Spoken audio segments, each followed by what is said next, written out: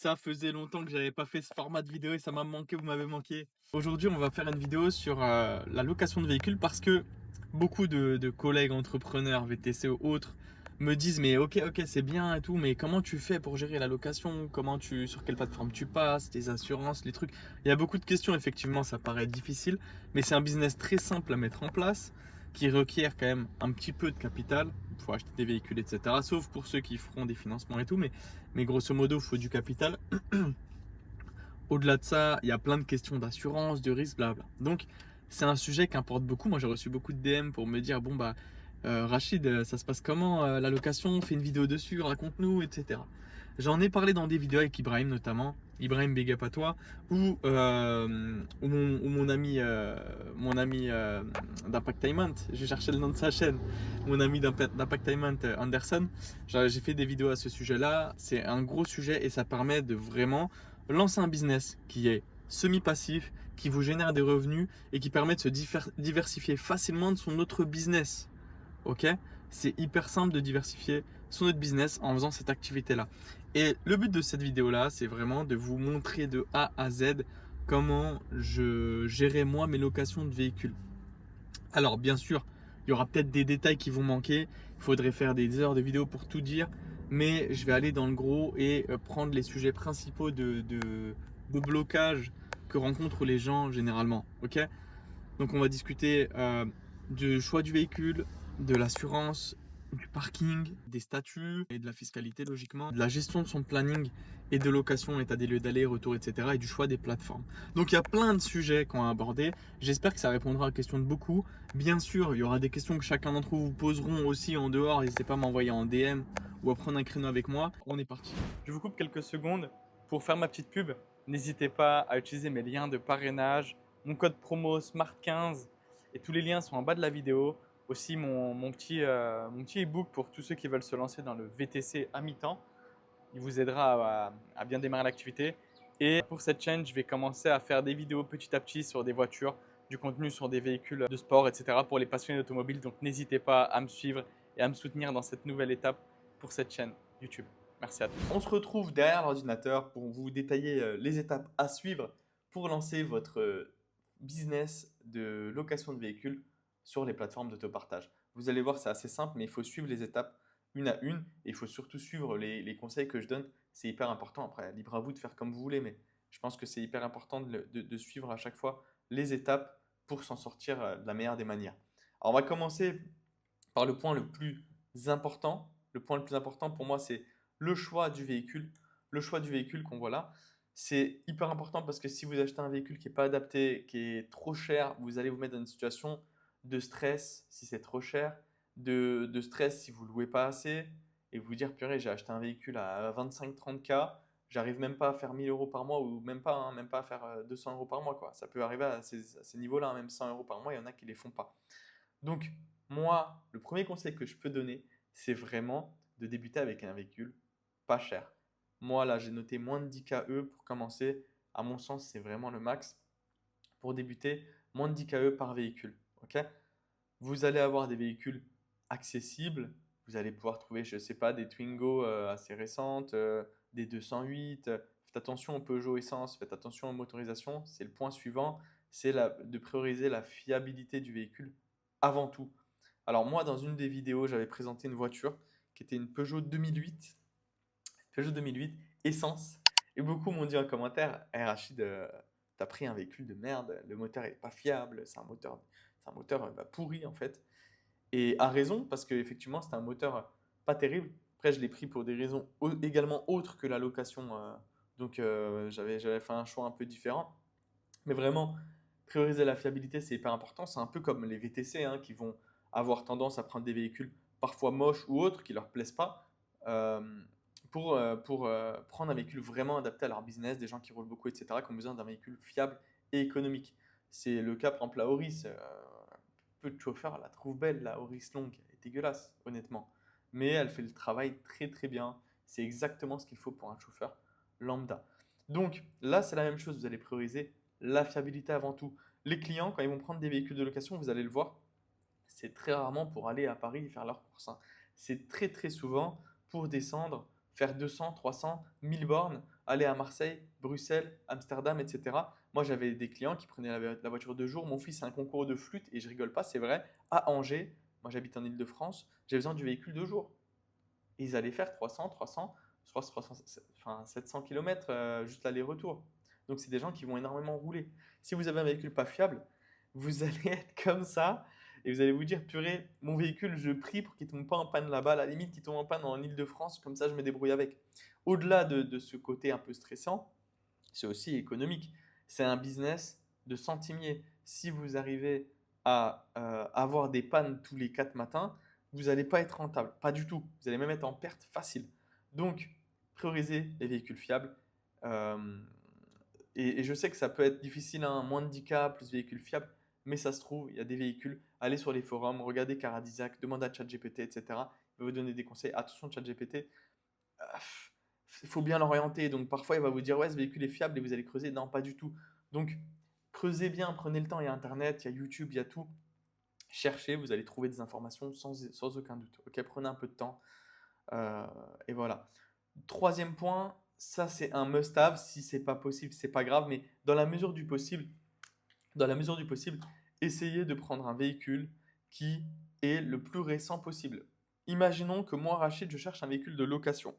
Je cherche un véhicule de location, j'ai deux 208 disponibles pas loin de chez moi. Une 208 de 2016, une 208 de 2022, on va dire. Ok. Si j'ai les deux véhicules, même à 10 euros de différence par jour, je vais prendre la 2022. Même à 15-20 euros de différence, je vais prendre la 2022. Parce que la 2016, elle me paraîtra beaucoup plus vieille. Donc je vais me dire, bon, tant qu'à prendre une location, c'est pas tous les jours, je vais prendre la plus récente. Donc vous allez avoir beaucoup plus de clients si vous essayez de prendre le véhicule le plus récent possible. Bien sûr, il faut quand même s'assurer que le véhicule soit pas cher. Donc il faut un véhicule le moins cher possible, mais le plus récent possible. C'est pas toujours très simple, mais essayez de lier les deux. Ok. Le troisième point, il va un peu avec le point du véhicule récent, c'est d'essayer de prendre des véhicules avec des options et notamment l'Apple CarPlay. Moi, à l'époque, je connaissais quelqu'un qui prenait beaucoup de véhicules en location sur les plateformes d'autopartage.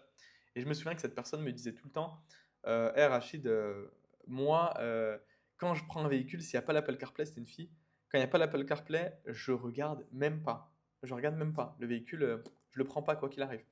Donc, cette option-là, si vous pouvez la prendre, c'est pépite. Ok. Essayez de la prendre. Finalement, on s'en fout un peu du toit ouvrant, etc. Le principal, c'est l'Apple CarPlay et souvent la boîte auto. Malheureusement, la boîte auto à moins de 10K, une bonne boîte fiable, etc., c'est compliqué. C'est pour ça que je ne l'ai pas mis. C'est pas grave si vous avez un manuel au début. Mais Apple CarPlay, boîte auto, combo parfait. Vous avez une voiture géniale pour louer. Un des points, en fait, grosso modo, ce que j'ai pas mis dans mon document, c'est s'il vous plaît, ne faites pas l'erreur que beaucoup font, ne prenez pas un véhicule avec le cœur, mais avec la tête. Beaucoup de gens font l'erreur de prendre un véhicule avec le cœur.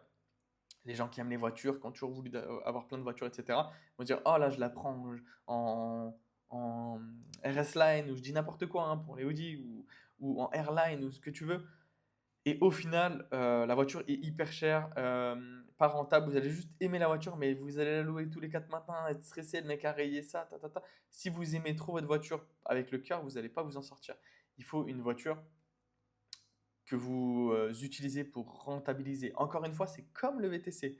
Les mecs qui prennent des voitures parce qu'ils les adorent, c'est bien parce qu'ils vont prendre la voiture avec plaisir et sortir travailler avec plaisir, mais ça s'arrête là. C'est pas adapté. Il faut prendre un véhicule adapté. Et le dernier point, et pas des moindres, c'est de prendre un véhicule qui est adapté au boîtier Connect si possible, si vous voulez utiliser le boîtier Connect. Connect, c'est quoi? En fait, Getaround, il propose d'équiper sur votre véhicule un boîtier.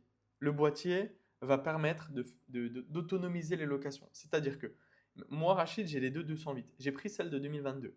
Je la réserve pour demain 22h, demain 10h du matin. Je vais sur mon planning, je réserve le véhicule, je le paye. Ok. 10h du matin, je suis devant la voiture. J'ai pas besoin d'avoir le loueur devant moi. Je suis juste avec mon application, je fais mes photos. Allez, une fois que c'est fait, je déverrouille le véhicule avec l'application, je récupère les clés dans la voiture, je démarre, je pars. Le loueur n'était pas là. Il peut dormir tranquille, il peut être à l'autre bout du monde, pas de souci. Au retour, même chose. Je prends les photos en tant que client, prends les photos. Une fois que j'ai fini, je mets les clés, je fais ce qu'il y a à faire et je verrouille le véhicule. Je verrouille le véhicule tranquillement et, euh, et j'ai plus rien à faire. En fait, le loueur, pardon, n'a rien à faire. Il n'a pas besoin d'être présent. Et ça, c'est la force de ce boîtier Connect, c'est que c'est vraiment passif. C'est vraiment passif. Donc vous êtes chez vous pendant que le locataire fait tout. Il s'occupe des photos, il s'occupe de verrouiller le véhicule, de faire ce qu'il y a à faire. Donc ça, c'est vraiment un point hyper pratique pour le boîtier Connect. Après, il y a des défauts, je vais vous en parler après. Mais en tout cas, Connect, c'est ça. Maintenant, pour équiper un véhicule sur Gatorand, on va vous dire, bah, pour qu'il soit éligible, il faut qu'il ait moins de 12 ans ou max 12 ans, etc. Sauf que si vous prenez un véhicule vous allez prendre, par exemple, moi, la 2008, c'est un bon exemple. C'était une 2017, je crois. Bah, 2017, c'est moins de 12 ans. Et malheureusement, elle n'était pas éligible. Elle n'était pas éligible. Je vais vous montrer, hein. Elle n'était pas éligible parce que quand on va sur la, sur la plateforme de Getaround, s'aperçoit que moi, j'ai mis Peugeot 2008 de 2018, moins de 200 000, moins de 150 000 km. Désolé, véhicule n'est pas compatible. Donc vous allez avoir sur cette page-là le choix de mettre votre véhicule et de voir si le véhicule est n'importe quoi, hein, hop, 2019. Nous devons vérifier, bah, ça ils en ont tellement pas qu'ils ne savent même pas si c'est équipable. Donc vérifiez à chaque fois. On va prendre une voiture un peu plus classique. On va prendre une voiture un peu plus classique. On va aller prendre une BM. On va mettre, n'importe quoi. Allez, une 220D. On va mettre une 2021. Même celle-là, ils savent pas. Donc vraiment, vraiment, vraiment, vraiment, s'il vous plaît, vérifiez. C'est hyper important. Parce que juste s'attarder sur les critères d'éligibilité qui sont juste ici. Vous voyez, moins de 12 ans, moins de 150 000, ça se met un, ouverture centralisée, bref. Ça, c'est des choses qui sont ok, c'est super, hein, mais en fait, il faut vraiment aller sur cette page, mettre votre véhicule. Sinon, vous allez acheter un véhicule pour rien. Donc, donc voilà, attention à ça. Ensuite, une fois qu'on a choisi le véhicule avec la tête et pas avec le cœur, on peut, ouais, on peut passer à la seconde partie. Alors, la seconde partie, c'est le parking. Alors, le parking, il y a le parking payant, le parking gratuit. Parking payant, d'abord. Le parking payant, c'est adapté, à mon sens, si vous avez une flotte de véhicules. Si vous avez une flotte de véhicules, top, foncez. Si vous avez plus de 5 véhicules, quoi, vous pouvez foncer, comme ça vous mettez toutes vos voitures au même endroit, vous êtes tranquille, pas besoin d'aller à droite, à gauche, d'être stressé pour les voitures. Prenez un parking payant, vous allez être plus tranquille. Si vous avez un positionnement stratégique mais incroyable devant une gare, la gare centrale, etc.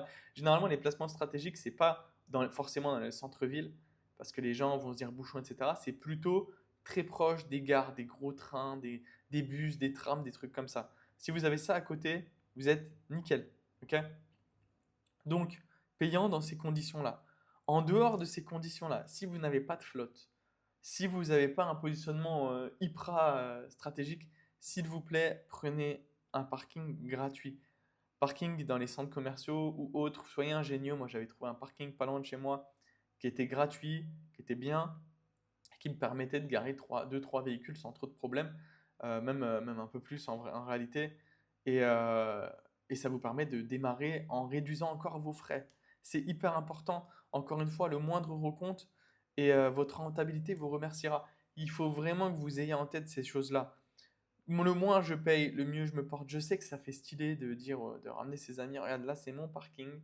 Dans mon parking, j'ai 5 voitures à moi. Et voilà, si vous pouvez prendre du gratuit, foncez, c'est beaucoup mieux. De toute façon, si vous bossez bien, vos véhicules ne seront pas dans le parking, ils seront avec des clés. Ok? Essayez d'être créatif, de trouver des emplacements. En Ile-de-France, je sais que ça peut être compliqué, mais ça se fait très bien. Si vous pouvez, ça se fait très bien. Ok? Ensuite, euh, autre point, les assurances. Les assurances, c'est la partie qui stresse le plus de gens. De ce que j'ai vu, c'est la partie qui stresse beaucoup de monde. Pourquoi? Parce que les assurances, on va se dire, ah ouais, mais attends, hein, déjà quand on assure un véhicule VTC, c'est souvent la mission. Alors quand on assure un véhicule pour le louer, faut être accroché. ça coûte bonbon, la plupart des assureurs ne veulent pas, surtout si vous êtes débutant, etc. Donc, ici, on se dit, attends, c'est un frein, c'est mort, comment on va faire? Eh ben, c'est tout l'avantage en fait des plateformes d'autopartage. Finalement, les plateformes d'autopartage, ça marche comment? Moi, Rachid, j'ai ma 208 que je veux mettre en location. Cette fois, je ne suis pas client, je suis loueur. Je vais mettre ma 208 en location et je me dis, bon, super, ma 208, je vais la mettre en location. Je vais appeler une assurance. Oui, je voudrais mettre en location mon véhicule et est-ce que je peux m'assurer chez vous? Bonjour monsieur, non, désolé. Ok.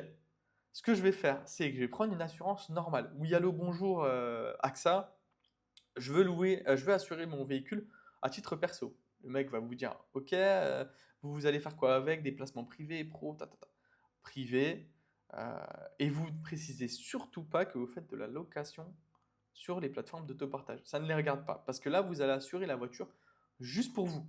En fait, cette assurance-là, vous la prenez comme vous voulez, au tiers, au payant, au tout risque, incendie, vol, bris de glace, que vous voulez, vous faites comme vous voulez. Cette assurance va vous couvrir uniquement vous, vous seulement, quand vous allez rouler la voiture pour vous déplacer à droite, à gauche, changer de place la voiture, récupérer la voiture à un endroit, etc. s'il y a une galère. Ok, ce sera votre assurance à vous. Comme ça, vous êtes dans la loi. Quand le client louera le véhicule et qui circulera, ce sera l'assurance des plateformes qui va prendre le relais. Donc, et je crois que c'est AXA en plus. Donc, imaginons que moi, je suis propriétaire de ma voiture en ma 208. Je roule, je fais mon truc, je la gare pour que le prochain client puisse la prendre. Ok? La voiture est garée. Prochain client, la voiture est garée. Quand je la gare, c'est mon assurance qui prend la couverture en charge. Quand la voiture est garée et que le locataire, pardon, arrive pour louer ma voiture, ce sera l'assurance des plateformes qui va couvrir. Et cette assurance est en tout risque. D'accord? Et l'assurance des plateformes va prendre le relais pour couvrir le véhicule.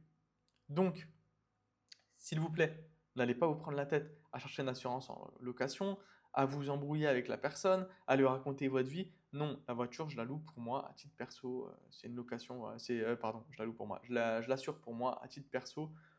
Basta. Il n'a pas besoin d'en savoir plus. De toute façon, quand il y aura un pépin, ce ne sera pas lui qui sera en charge d'assurer la voiture. Ce sera la plateforme d'autopartage. Et ça, c'est très simple. Par contre, pour les assurances, je sais que ça arrivé une fois. La voiture est assurée à votre nom. L'assurance d'autopartage, elle marche que si les clients louent sur la plateforme. Si vous louez vous à un ami hors de la plateforme d'autopartage, vous n'allez pas être assuré par AXA, hein. Dans ce cas-là, il faudrait une assurance de location. Si vous voulez louer vous-même à vos clients sans passer par les plateformes, prenez une assurance location, qu'on soit bien d'accord. Si, si par contre vous louez en autopartage, pas besoin. L'organisation des plateformes. Alors, les plateformes, il y en a deux. Deux principales, après il y en a d'autres, Roadster, etc. Mais les deux principales, c'est Getaround et Turo. Getaround très connu en France, Turo qui s'est implanté un peu plus récemment, je crois il y a 2-3 ans, et peut-être un peu plus. Et Turo, c'est un américain mastodonte qui est bien en place aux US, etc. Il y a même des boîtes qui ont des flottes énormes de véhicules, plus de 100 véhicules, et qui ont des salariés, des employés qui fonctionnent sur Turo. Alors la principale différence entre les deux applications, c'est que Getaround propose le boîtier Connect, ce que je vous ai détaillé un peu plus haut, un peu plus tôt dans cette vidéo. Elle propose le boîtier Connect afin de pouvoir réaliser des locations autonomes. Alors que Turo, elle ne le propose pas. Pour les deux plateformes, il y a une forte demande, il y a des prospects, il y a des clients. Turo qui fait beaucoup de réductions, etc. Et Getaround qui est bien en place. Par contre, sur Turo, vous n'allez pas avoir de boîtier connecté. En tout cas, pas au moment où je tourne la vidéo. C'est pas dispo. Mais c'est le moment pour moi de vous détailler un peu l'avantage et le défaut de Connect. Alors, Connect, je vous ai expliqué, c'est très pratique pour pouvoir réaliser des locations sans être présent, etc. C'est génial. Vous n'êtes pas là, vous faites vos locations. Top, nickel, merci. Au revoir. Le client, vous l'avez jamais vu, super. Par contre, si vous faites des locations via Connect, le défaut, c'est que vous allez vous retrouver avec un véhicule beaucoup plus sale, beaucoup plus souvent sale, pardon, souvent abîmé. Les gens prennent beaucoup moins le temps de faire attention, de nettoyer les véhicules quand ils ne voient personne au départ et au retour. Imaginons que moi je loue ma 208. Au début, j'ai personne. Au retour, j'ai personne. Je vais faire moins attention au véhicule parce que je ne verrai jamais croiser la personne. En tout cas, c'est la logique des clients, il faut croire. Et Alors que si vous vous louez le véhicule, que dans cette location de véhicule, vous savez que vous allez voir le propriétaire au départ, au retour, vous allez faire beaucoup plus gaffe. Enfin, le client va faire beaucoup plus gaffe. Et du coup, quand on loue avec Connect, on a des véhicules qui sont souvent plus chers en entretien que quand on loue avec Turo.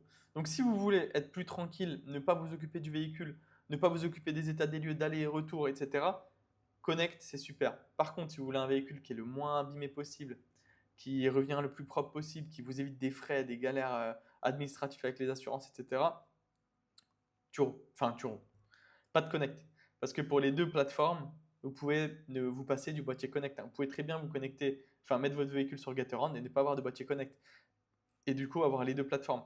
Vous pouvez faire par exemple Getaround Connect, Turo manuel. Donc quand il y aura une location Getaround, elle sera en Connect. Et quand il y aura une location sur Turo, elle sera en manuel. Vous pouvez même faire les deux en manuel. Vous mettez votre véhicule sur Getaround en manuel et sur Turo, il sera aussi en manuel. C'est au choix. Ok, c'est à vous de décider. Vous organisez comme vous le voulez. Donc vous pouvez même prendre les deux. Par contre, donc si vous prenez les deux boîtiers, les deux plateformes, il est impératif de s'organiser et de programmer votre planning au mieux. Si vous annulez des locations, votre annonce ne sera plus en tête de liste. Surtout si vous utilisez les deux applications. Donc, s'il vous plaît, organisez-vous, faites en sorte de bien bloquer les plannings. Par exemple, si j'ai une location sur Getaround demain de 2 jours à 10 heures, eh bien, sur l'application Turo, je vais bien bloquer 2 jours. Parce que si je ne le fais pas et que j'ai une location entre-temps sur Turo qui apparaît, je ne pourrai pas louer le véhicule à la même heure à deux personnes différentes. Donc, je vais devoir sur Turo annuler la location et être shadowban et ne plus. Enfin, shadowban, c'est en gros, votre annonce ne sera plus affichée en tête de liste, mais elle sera tout à la fin des locations. En gros, vous n'aurez plus de location. Donc vraiment hyper important, ne pas oublier de s'organiser et de bloquer les créneaux sur les plannings afin de ne pas être shadowban. Sinon, vous pouvez jeter l'application à la poubelle, vous n'aurez plus de location. Ok. C'est très important d'y penser. Maintenant, le dernier point, c'est les statuts d'entreprise. Alors, on va avoir ici plusieurs choix. L'entreprise, la micro ou en nom propre. Nom propre, je ne vais pas en parler parce que nom propre, c'est vraiment si vous voulez tester un véhicule 1 mois, 2 mois, ça va être sur votre impôt, ça va être lié à votre impôt sur le revenu, etc. Je vais plutôt m'attarder sur les entreprises et la micro avec ces deux statuts-là. La société, les critères, ce sera un prix de 500 euros à la création de la société. J'ai 15% de réduction avec le code promo SMART15 pour Legal Place. N'hésitez pas à l'utiliser, hein, c'est le leader, ils créent ça très bien, ils sont déjà les moins chers du marché, alors avec 15% en moins, c'est encore moins cher. Vous avez aussi la comptabilité à prendre en charge, c'est entre 100 et 200 euros généralement, 200 euros c'est cher, 100 euros c'est vraiment pas cher. Ici aussi, vous pouvez utiliser Smart 15. LegalPlace vous permet d'avoir un comptable également. C'est toujours les moins chers du marché. Donc, ça permet vraiment de réduire vos coûts. Et je vous l'ai dit tout à l'heure, c'est un business de centimier, vraiment. Ensuite, le gros point en fait en société, c'est la TVA. Lorsque vous faites 100 euros de chiffre d'affaires, vous allez devoir déduire 20%, donc 20 euros de TVA que vous allez devoir redonner à l'État. À côté de ça, vous allez aussi pouvoir récupérer de la TVA. Si je paye 100 euros de carburant, je vais récupérer 20 euros sur cette dépense-là. Okay. Donc ça vous permet d'équilibrer un peu, mais généralement dans ce business-là, on équilibre quand même assez difficilement. Généralement, on perd de l'argent avec la TVA quand elle est ajoutée. Donc d'ailleurs, on en perd quasi dans tous les business, hein, mais bon, voilà. Là, on en perd de l'argent avec la TVA. Et c'est un des gros défauts de travail en société dans ce business-là. Le CA, il est illimité et c'est la grosse force. Ici, on peut faire même 1 milliard d'euros de chiffre d'affaires avec ce business-là. Je vous le souhaite. 1 milliard, je ne sais pas si c'est faisable, mais je vous le souhaite en tout cas. En tout cas, ça pour dire, hein, trêve de plaisanterie, que finalement, vous pouvez faire le chiffre d'affaires que vous voulez. Personne ne viendra vous dire ah, attention, ton CA est trop élevé, tu vas pas pouvoir, tu dois changer de statut. Ok. Euh, Après, on a l'auto-entreprise. L'auto-entreprise, il n'y a pas de TVA, donc je fais 100 euros de chiffre d'affaires, 100 euros dans ma poche.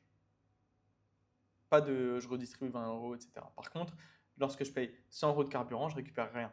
C'est censé faire la balance, mais c'est quand même plus avantageux l'auto-entreprise de ce côté-là. on ne se prend pas la tête. L'imposition, elle est faible. Alors l'imposition, c'est pas qu'elle est faible réellement, c'est que quand on tant qu'on se, quand on se rémunère, pardon, eh bien, l'imposition est plus faible qu'en société. Là où on est aux alentours des 60-65% en société, en auto, on sera encore moins. L'argent rentrera directement dans notre compte en banque sans trop de problème. Moyennant 25% environ, on est tranquille. On pourra en revanche, un des gros points faibles, pas amortir les véhicules comptablement, alors qu'en société, on peut. L'amortissement, je ne vais pas l'expliquer ici, mais en gros, ça permet de réduire son imposition en faisant passer en charge tous les achats des véhicules, etc. Et le CA sera limité, c'est là la limite, on sera limité à 77%, à 77%, 77 000 euros, je crois, à l'année. Et du coup, quand on les dépasse, eh bien, on est dans une situation où il faut changer de modèle. Alors, pour qui s'adressent ces deux modèles? Alors, à mon sens, l'auto-entreprise, c'est bien si tu n'as pas déjà de société de VTC avec le statut de loueur de véhicules. Si tu veux commencer, si, t'as une petite, si tu veux commencer à moins de trois quatre véhicules, commence en auto. Hein. Commence en auto, tranquillement, tu n'auras pas de soucis. En revanche, si toi, tu as déjà une société de VTC qui a le statut loueur ou autre société, hein, tu as plus de trois quatre véhicules, ou alors, pour ceux qui veulent lever de l'argent, généralement, c'est pas trop dans la communauté, mais on ne sait jamais, ceux qui veulent lever de l'argent, c'est en société que c'est mieux de le faire. Comme ça, vous êtes tranquille. Et donc, la société, moi, je pense qu'elle est plus adaptée aux gens qui sont un peu moins débutants, qui ont déjà des véhicules, etc. Pour les gens qui débutent, qui testent le marché, etc. Auto-entreprise. D'ailleurs, si vous vous ramassez, vous fermez la société, vous vendez les véhicules, ça prend 2 secondes en auto-entreprise, alors qu'en société, fermer une entreprise, etc., c'est beaucoup plus compliqué. Ok. Donc, prenez-vous pas la tête si vous démarrez auto-entreprise, si vous êtes déjà dans le business, société, au-dessus de trois quatre véhicules. Voilà. On a fait le tour. Je vous invite à utiliser mes liens de parrainage pour ceux qui sont chauffeurs VTC. Utilisez mon code SMART15. SMART15 qui vous permet d'avoir des réductions de 15% sur toutes les prestations de Legal Place, que ce soit création d'entreprise, comptabilité, domiciliation, etc. Changement de statut, ils font tout. Et pour finir, bah, il y a mon e-book pour ceux qui veulent se lancer dans le VTC à mi-temps et générer des revenus à côté de leur CDI. Donc n'hésitez pas, ça soutient la chaîne, c'est très bien. Donc voilà, je vous laisse, je vous souhaite une bonne continuation. Bye bye.